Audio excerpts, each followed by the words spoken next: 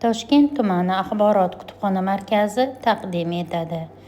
O'zbekistonda xizmat ko'rsatgan san'at arbobi, O'zbekiston xalq yozuvchisi Hamid G'ulom 1919-yil 25-aprelda Toshkent shahrida tug'ilgan.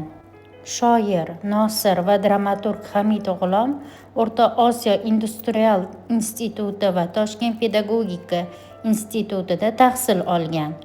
U bir qator markaziy gazetalarda, O'zbekiston davlat nashriyotida, radioda mas'ul vazifalarda ishlagan. Shuningdek, ijtimoiy, siyosiy, adabiy, badiiy jurnal Sharq yulduziga bosh muharrirlik qilgan. Hamid G'ulom adabiyotga 30-yillarning o'rtalarida o'ziga xos she'rlari bilan kirib keladi. Yosh shoirning ijodi G'ofur G'ulom, Hamid Olimjon, Maqsud Shayxzoda ta'sirida kamol topadi. Adib asarlari ko'pgina jahon xalqlari tillarida nashr etilgan.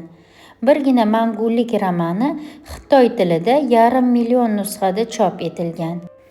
Adibning Muhabbat navosi nomli 2 parda 5 ko'rinishli musiqali dramasi 16-asrda Sharqiy Turkistonning Xotan shahrida yashagan Omonniso bilan Rashidxon o'rtasidagi muhabbat haqida hikoya qiladi.